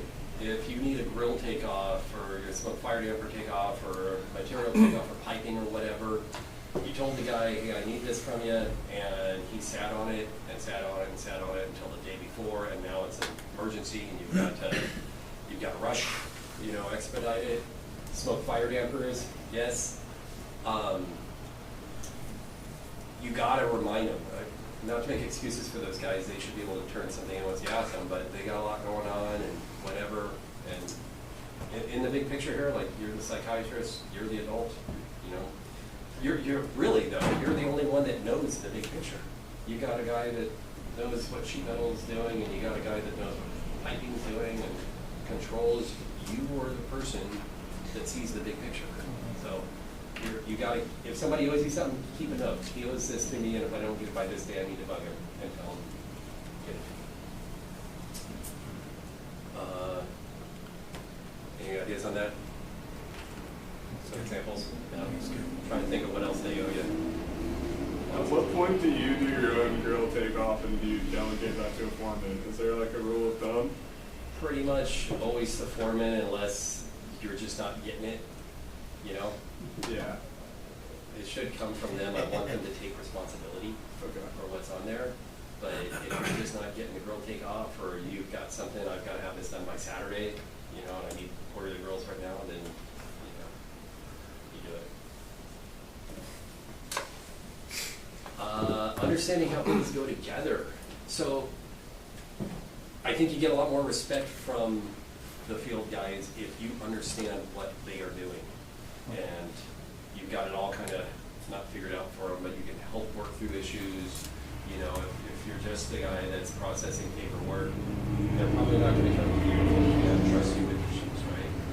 If you can learn more about what we're doing and relate to them that you understand what we're doing, everybody's better off, right? Understanding how pipes are connected, different joint methods. Does everybody understand the difference between soldering pipe and brazing pipe? Temperature? Temperature? Temperature. Yes. That's pretty much it. We decided as a company 10 years ago, 12 years ago, that we were not going to soft solder copper for chilled and hot water. For a typical pipe, we were going to braze it because we had a couple quality issues. So before that, it used to be all soft solder. We would braze refrigerant piping, but for hydraulic piping, it was soft solder, right? But we found right in a row several cases where pipes were fitted, not sweated or soldered, somehow passed a pressure test. You can come in, Mark. Somehow passed the pressure test, and then after we walked away from the system, then it decides to leak. And as we go to inspect it, it turns out they were never soldered. So we said, hey, let's just go to brazing. It is a stronger joint. It takes a little more time. But when you braze a joint, you can see it. It's discolored, right? Yep. So it's really easy to do a quality control check when it's a brazed joint, right? But, you know, understanding your groove connections and your, you know. But usually you don't braze at the connection of, say, coil. True. Yeah. So you guys gotta remember that. If you've got like control valves that have Teflon seats or any kind of seats that can get damaged from a higher temperature, yeah, we'll still solder around those things. But out in the field where it's all open, those are price. Duct connections, same thing. Bigger ducts can be connected to TDC joints. That TDC joint has a depth to it, an 1.5 inches, 1 5/8, something like that. That's an important thing to consider when you're talking about duct heights. When you're in the meeting with an architect and talking about how high above the ceiling and they want clearances and like, our bottom of the duct will be here. TDC. Oh, I forgot, we've got hangers, right? Hanger, if it's unit stretch, might be 1 5/8 inches. You got your TDC, which might be another 1.5 inches, well, not another, but 1 5/8 inches. Things to consider. Smoke fire dampers, where they're required, how they're installed, all that kind of stuff. I mean, it's on the engineer to tell you where to put the smoke fire damper, right?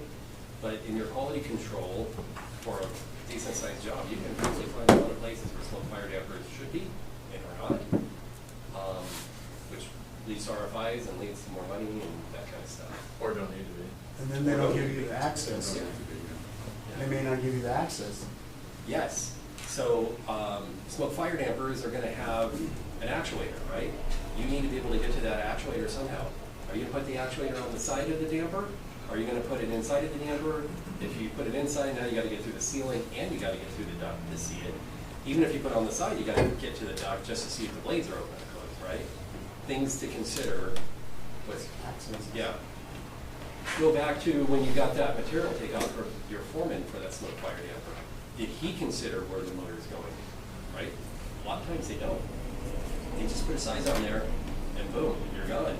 When you need to stop, okay, where's the motor going? And where do you think it's going and how are you going to access it?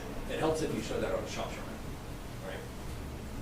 If you're in a pinch, most of the manufacturers, I know Podorf has like UL listed techs who can switch the actuator position in the field, but it's a pain in the ass and they charge you a lot for it. Because we can't do that. It's like a UL. Yeah. You have to have a certification to be able to do. Correct. So we paid a good amount of money to have 2 actuators flip-flopped at St. Joe's. Yep. And didn't have that covered. How does that compare to the cost of just a new damper? Probably still cheaper. They're big dampers. They're big It's already dampers. installed and it's connected to the Yeah. last system. They'll charge you like at least $1,000 to just go out there.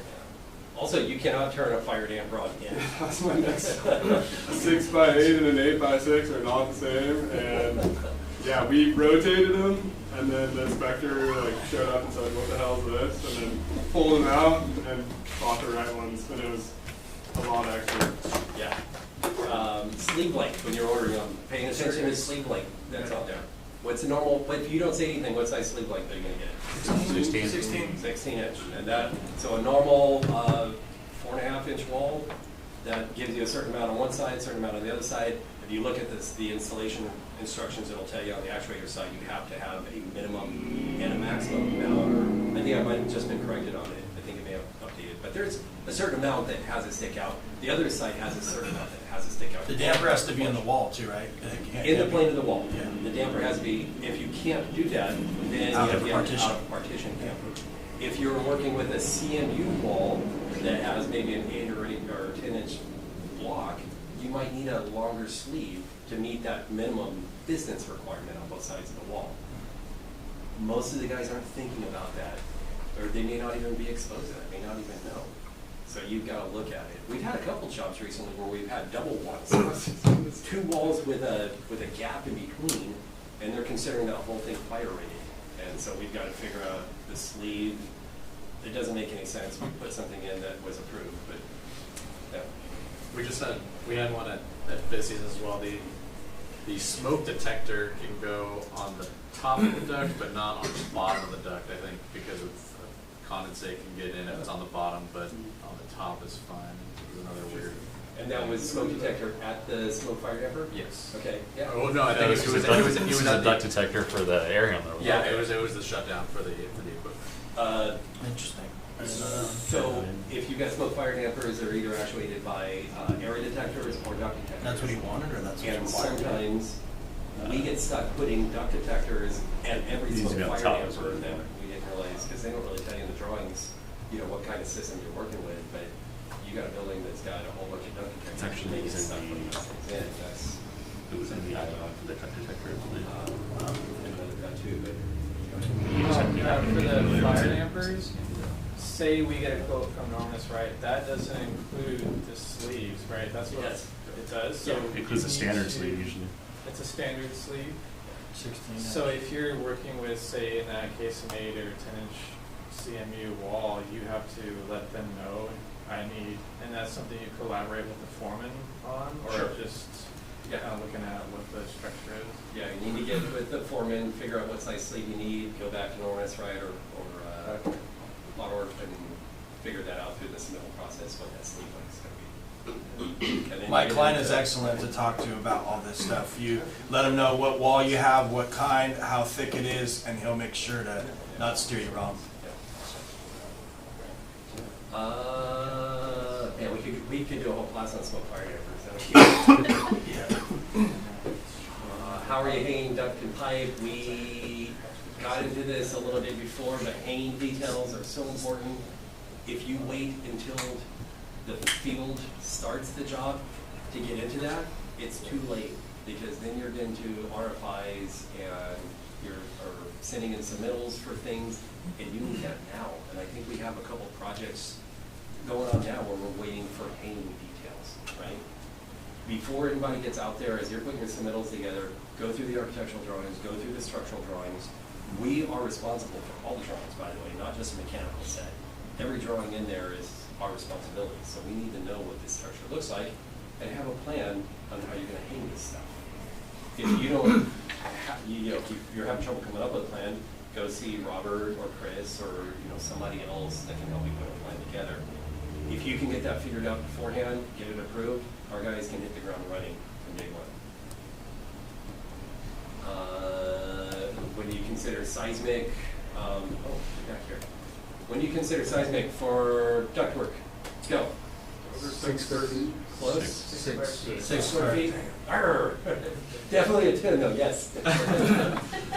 Over 6 square feet. But there's some rules, there's some allowances that can get you away from that. If you're within a certain distance. Certain distance? 12 inches. I thought they got rid of that. They got rid of the certain distance. They did? Yes. I think they did. Oh, that's Yes, lame. I just learned that on my Disney project. The hard way? The hard way. You said, yeah, about Well, that. I didn't matter. It was a bunch of units. I had to have it anyway. Okay. Well, I don't think it I was applied trying to to get rid of equipment. I think it only applied to ductwork. Yeah, just ductwork. Well, equipment I think used to have it as well. But So, they got rid of it. when do you need to consider seismic for hanging equipment? 75 pounds or more. 75? For inline duct equipment? Unless that's changed too. I think it's fine. Really? Wasn't it this? Well, I'm dealing with that with ISAT right now, and he still told me as of yesterday it's 75 pounds or less. And so I don't know if that might be coming up, but we have some humidifiers that are 30 pounds, and he goes, well then, yeah, no, don't worry about it. Yeah. Now that doesn't mean you don't need to worry about it. That means you don't need to have a engineered detail. Correct. You still Yeah. need to support. Rigidly the- attached, factory, we're attached to walls Yeah. with this stuff, so, What about equipment that is mounted to the ground or to the deck that is, I think it's 300 pounds. 400 pounds. I heard all the right answers. 40 or 400. Within 4 feet. What's that? 40 feet. Off the roof. Height, within 4 feet of it, yeah. Piping. Is it 3 inch or? It's like 6 pounds Or or- excluded. That's It's like not- 6 that's pounds not of anymore. fluid or something. They're doing now, wait, the whole 2.5, 2-inch thing, don't fly no more. For the Even if last, it's single hung? they're okay. looking at the weight now. Okay, there you go. So would a typical 2.5-inch hydronic pipe clear the weight? 2.5, probably not no more. But from what I remember, It's 6 pounds per foot, I want to say. yeah, if So you're how- trapezing it. As long as you're lower than that. 2 3/4-inch pipes on a trapeze was almost over, right? It is over? I think so. I think it was like 2 inch was the cutoff. Oh. I thought- I came across that in my last project. So I think I was looking at 2-inch pipe, like, I don't need seismic on like that. Oh, depends on what type of black pipe you were using, and we're right on the boat. Okay. I also learned too an interesting thing in doing this HRL project, because of how many jobs have you walked to on the roof where you've seen small, like VRF copper just ran on Durablocks? I guess technically to the code, you're supposed to be rigidly attached. Now you don't have to be at every single location, but they had us do, I think, every third location we are rigidly attached to structure, because otherwise you just have this stuff sitting on Durabox that's floating at 500 PSI, and that we're not rigidly attached anywhere. And I guess technically, they said that's in the gray, it's in the gray area. People get away with it. They said, you can, but if this is getting inspected by the government and stuff like that as well, you know, you might want to think about that. So we did every third attachment is rigidly attached. Would you, in your free time, Yeah, will you find that code?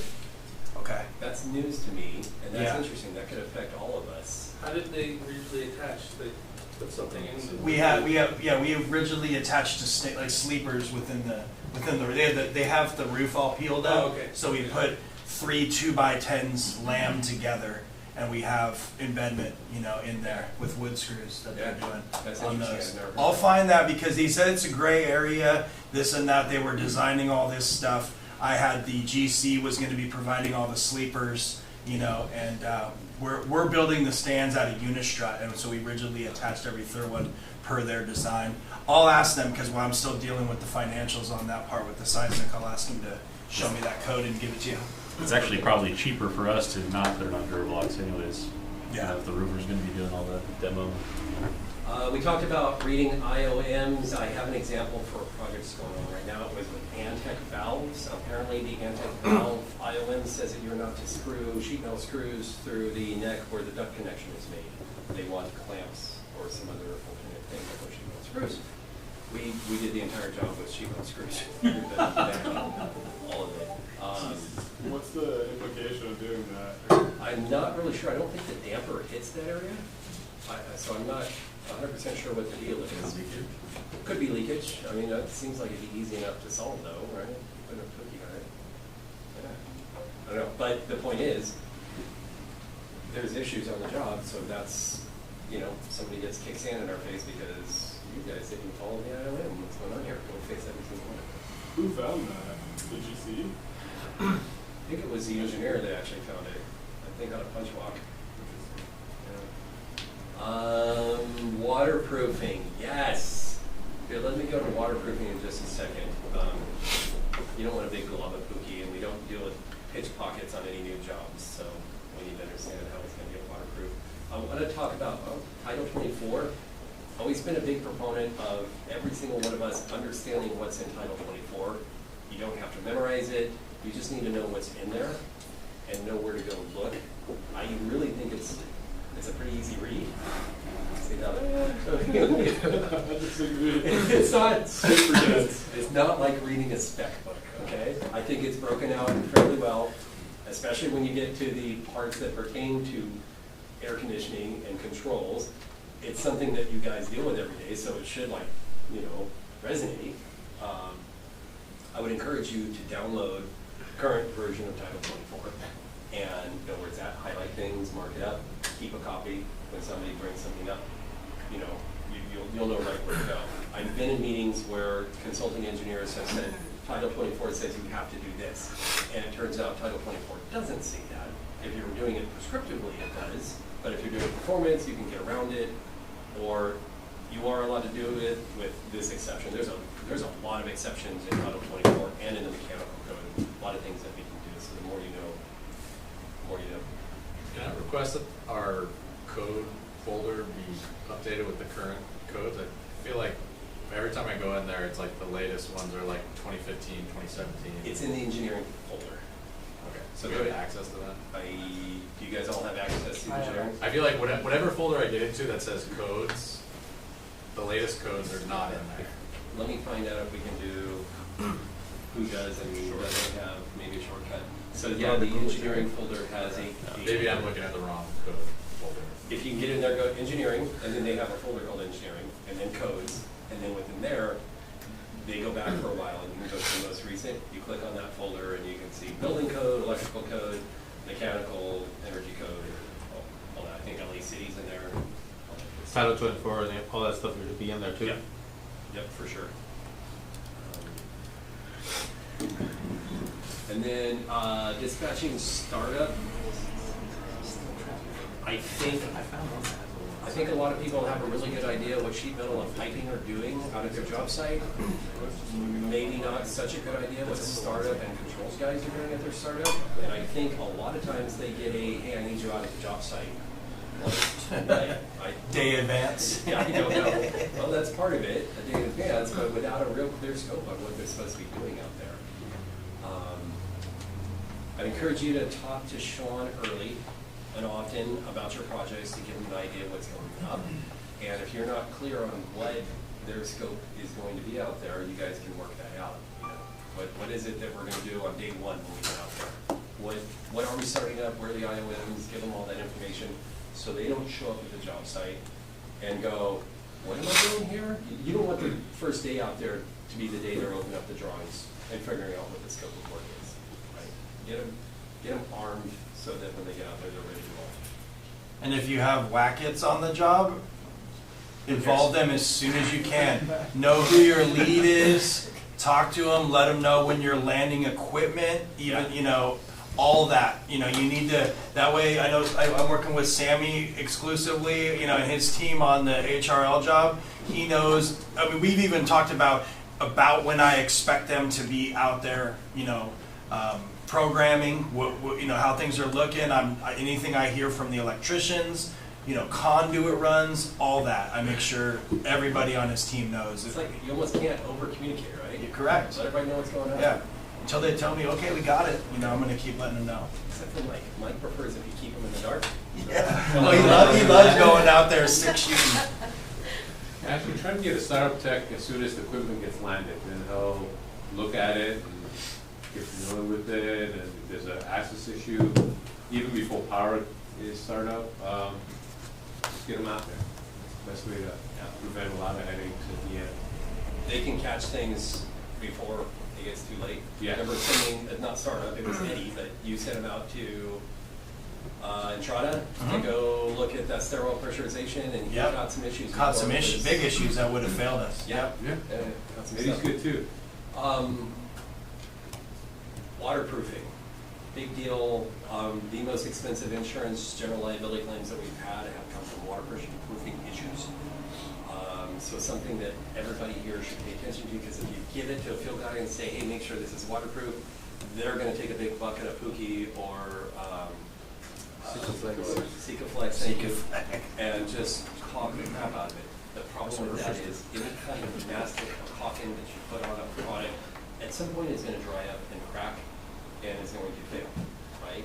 So doing it with layering of membranes, layering of flashings is the right way to do it. Even if you have some kind of caulk, you want the rest of it to be layered, right?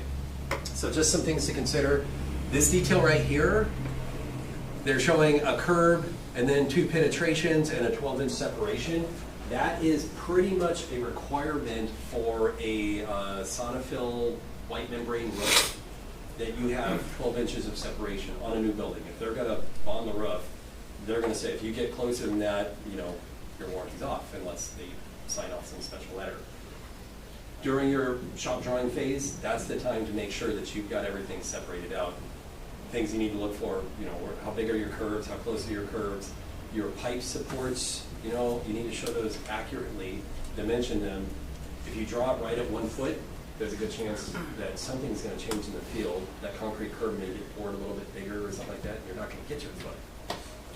Give yourself a little bit of room to deal with. That has to do with anything that's penetrating the membrane. So if you have a parapet wall coming up, that's an upturn in the membrane. And then you've got a curb coming up, that's a penetration through the membrane. You've got a pipe coming up. Anything that's coming up that makes the membrane turn up, you've got to have 12 inches away from each other. We were just recently on a call with a roofer, Lettner maybe, I don't know, one of the roofers. Something like that. He said standard or good business practice, best practices, is 12 inches between pipes, curbs, all that kind of stuff. 18 inches from curb to curb. Oh, wow. I hadn't heard that before. He did say best practices. He didn't say requirement. Our drawing shows this, so we're sticking with this for 12 inches everywhere, because we'll get screwed if we have to go to 18 inches. So you got a distance between, and then you've got a distance vertically as the membrane gets turned up to whatever thing that you're turning up, the pipe penetration or the duct curb or whatever, you need 8 inches of upturn, right? That's a minimum. It means you can't have a duct joint within that length. Yeah. Correct. Well, if you have a sleeve, you could, right? If you built a curb around it and you turn up the curb, you could put a joint inside of that because it would be buried inside of the curb. I'm not saying you should, but you could because your roofing would be at the curb.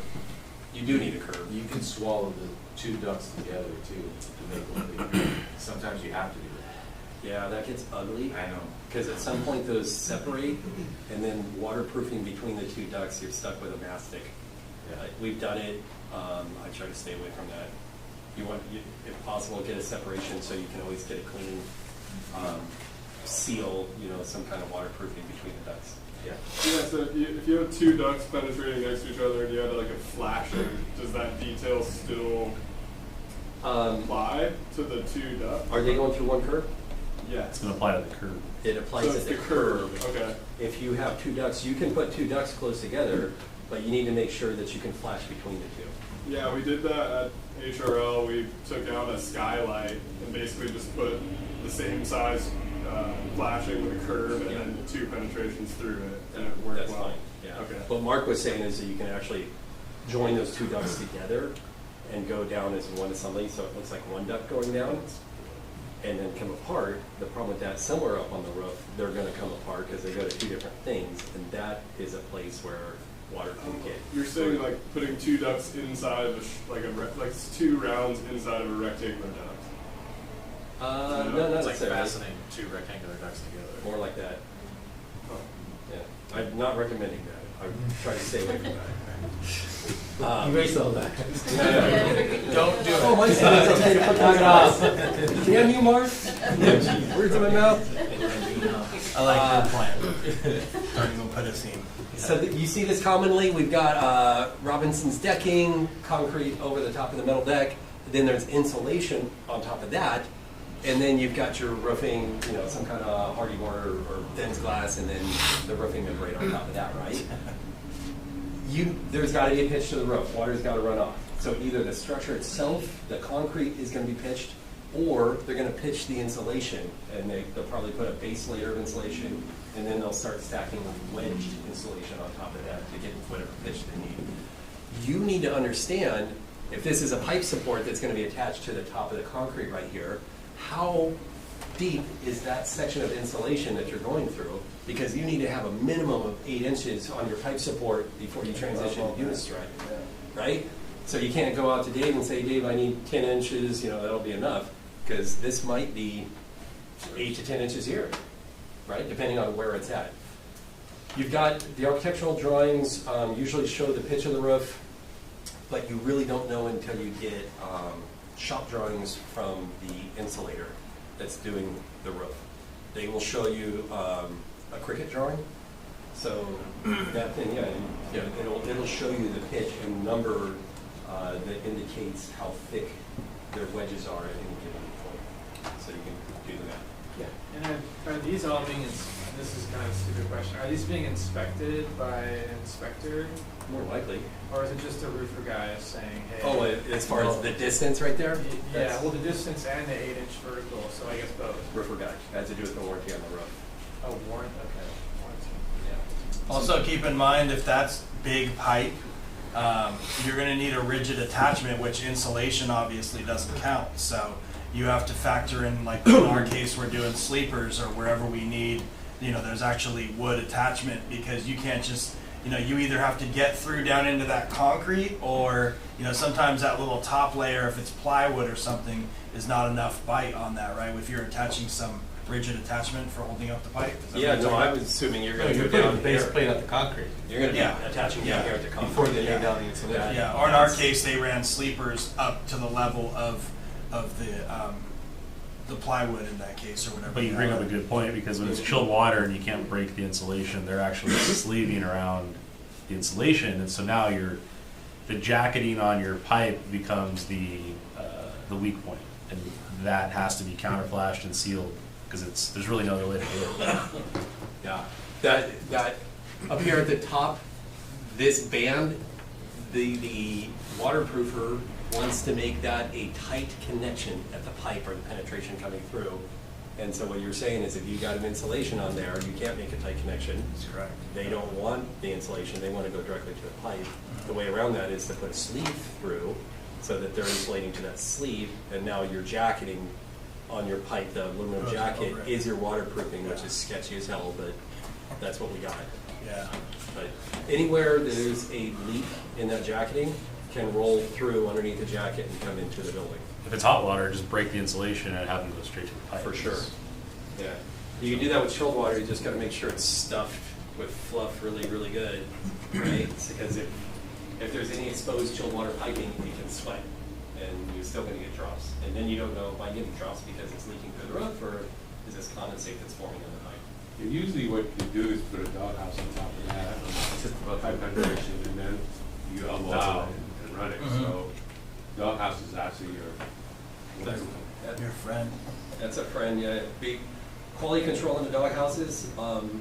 Make sure that the pipe is at minimum level, not sloped in. I like it sloped down a little bit out of the doghouse so water runs Drips. away from it, Yeah. not into the thing. And they've been getting pretty good about filling it with foam Yeah, to backing. try to protect it. When, like, I've always only used doghouses for like big VRF banks of like 15 or small pipes bunched up. Would it be appropriate to use it for like a single 6-inch pipe, or like, I guess, why don't we usually do that? I like the single penetration like this if you got 1 or 2 pipes. If you've got multiple pipes, I would go to the doghouse. A lot of times when you go with the pipe penetrations, you also have conduit, electrical conduit, they all gang up and up to the roof and then distribute on the roof. Okay. Try to run through this quick. I said 1:30 was the end of this thing. You guys got good questions, comments? This is a job that Jackson's working on right now. This is from the roof. They did something really sneaky. They did a set of sheet metal drawings and then a set of pipe drawings. They do not show each other on the others. great. So when you look at them, we're like, oh, this is not a whole lot of stuff here. Yeah, fantastic.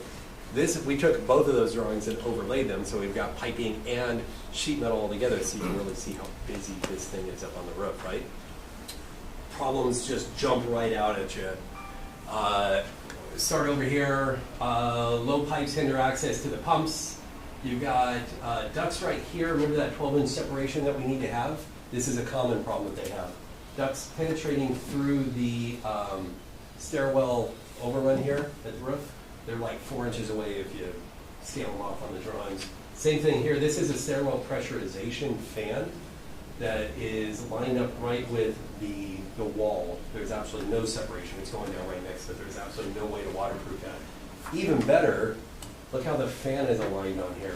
It's a stairwell pressurization that's hooked up to the suction end of the fan. Wow. Yeah. He did that on this one. That's another stairwell pressurization that the fan is backwards. When you turn that around and put it the right way, it takes up a lot more space. Who's the engineer? PBS. It works better too. PBS. You know, like Mr. Rogers, Yeah. It works on Sesame Street, you know? This is a bank of VRF equipment right here, and they're showing the pipes coming out and running right in front of the VRF, right underneath the screen wall, and then penetrating down through the roof next to the building. There's so many issues here, right?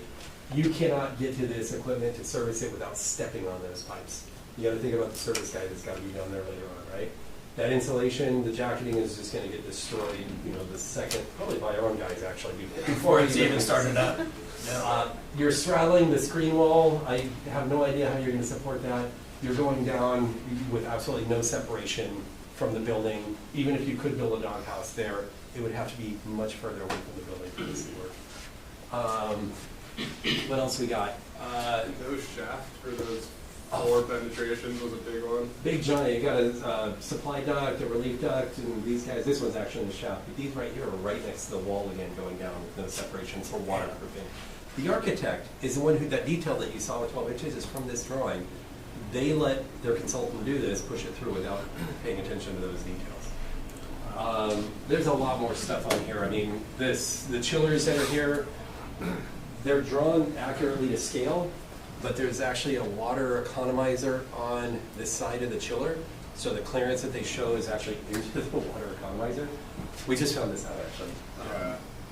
We're laying out, how come ours take up more room than theirs? And they're like, because they're not considering this economizer that's there. And also, since this is on the roof of a 12-story building, the seismic calculations are like way more robust than what we're used to, and most of the edge distances on acres are like a foot. Yeah.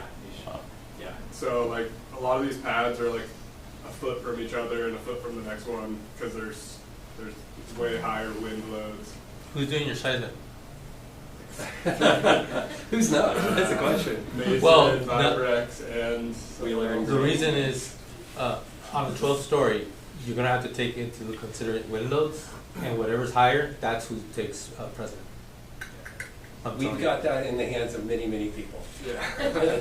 Okay, so we spotted all this stuff early on. This has generated, well, first, before generating any emails or RFIs, we wanted to put together a plan that kind of worked for us, you know, something to our advantage. You don't ever want to send this off to the design team and say, hey, you got a bunch of issues, and let them come up with an answer, because they already had a shot at it, and their shot sucked, right? So let's come up with a cleaner solution that works for us, and then you start communicating with the design team, hey, this is what we're doing, and this is why we're doing it. I want to say it probably took 2 months or so, and a whole bunch of meetings to talk about what we're doing. Yeah, we had to tiptoe a lot too, just to not offend. Yeah. Which is like kind of the part that I don't like. It's like, oh, I'm sorry, sir, but can we do this? And it's like, he gave us like a pile of crap, and then we have to kind of like make sure we don't rub him the wrong way. But then he's rejecting all of our submittals anyway, so I guess it doesn't. You're like, You don't, where's my thanks? you win. You win when you get the money. Yeah, I it's think true. Yes. That's when you win. I have the pride part of it, whatever, let him think. At the end of the day, he ended up drawing almost exactly this on his set of drawings. This is what we presented on day one. And this is And took almost- credit for it. But And it's he's okay. got credit for Yeah. it. I don't care. But you can see, I mean, coming out of the cooling towers, everything's Oh, it lined makes up. way more sense. And drop down all that funky pipe everywhere. We flipped this thing around, we moved these around so that we have much shorter pipe. That big long run of pipe that came all the way around is gone. Gone. And what you don't see is inside the building, on every floor, it had to run all the way back over to here. Well, now this is kind of going down, and you've got a short run on every Yeah. floor, right? Kind of centralized. Well, in the VRF, the lengths they were showing aren't, like no manufacturer could build the VRF system they were showing. It's exceeding. It exceeds all of the lengths. We went to their basic design was LG, and the LG, they didn't check the pipe lengths with LG. So there's, Wow. this is an important discussion. We need to look at drawings very critically, because they're always wrong. They are. I mean, just look at this one drawing, look at how much cleaner it is. You know That's what I'm way saying? better. Just by asking some basic questions, but like Jackson said, they designed a VRF system that nobody could meet the lengths on the piping. Well, we need to find those problems whenever we can, because if we go out there and just install it, pointing our finger at the engineer and saying, well, they screwed up, well, that's gonna help, but we're still gonna be out there fixing it, and it's gonna cost us money. So we gotta look at drawings with a very jaundiced kind of eye, and be looking for where the mistakes on the drawing. You're right, we still. We're, But we told them. if anybody wants to add anything to this, go for it. If not, I think we call it quits for today. And like I said, I'd like to do this regularly, probably set up something for next month. And I like it. I have one thing I'd like to add. I walk the yard very frequently. I am shocked and amazed at how long stuff sits out in our yard. And I'm not just trying to be a prick about it. There's real issues here. Let's start with the real big one, cash flow. Every box that shows up at this office has an invoice attached to it. It costs money, and that's money leaving the company. If we need the product, obviously we need the product, we're gonna buy it, that's fine. But there's no reason for us to be sitting on things for months and months and months. When it comes to equipment specifically, you could put yourself in a real bind on the warranty. Because our warranty starts when we start it up or when the job needs substantial completion, which aren't necessarily the same date.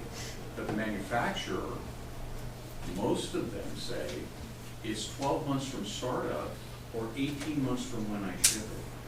So if we've got a long-term job and we've been sitting on something for 6 months, and then we install it, it sits out on the job, it sits on the job for 4 months before it gets electrical and gets started, well then, you've just extended your warranty period 2 years. You know what I'm saying? On our dime, at our risk. The manufacturer's gonna tell you the pound cent and say, hey man, I shipped this to you 2 years ago. It's your problem, right? So, I can walk you out in the yard right now and show you equipment that's been here since January of this year. That still is not on my job. I don't know why that is. I sent that email about the will call stand. There's stuff out there with dates from 2022 on it, which I have a lot of questions. Did we need it? Why didn't it get installed? Why don't we know that it's not installed? And if did the foreman second buy it because he had to have it? You know what I'm saying? So we need to be more conscious of these kind of things. We need to be trying to buy ideally everything comes in and it's gone within a matter of days. Maybe that's not really realistic, I understand. But we need to try to be better about it. Our yard is very full of stuff right now. And the longer it sits out there, the more we're at risk of it being damaged because of weather or a cat dies in it, or a possum, or it gets moved, or something. That's a real situation. You know, that actually happened. Or somebody runs into a forklift. Whatever. The longer it's in our possession, the more at risk we are on a number of areas. So please, please, please. Okay. You also have the control to tell the manufacturer rep, hey, we'll give you the PO, deliver it at this time, not any sooner. Yeah. Whatever it takes. Awesome. Thank you, Mike. And if you have any topics you want to discuss, let me know. Put in the suggestion box or send me an email, either one. I missed the RFP for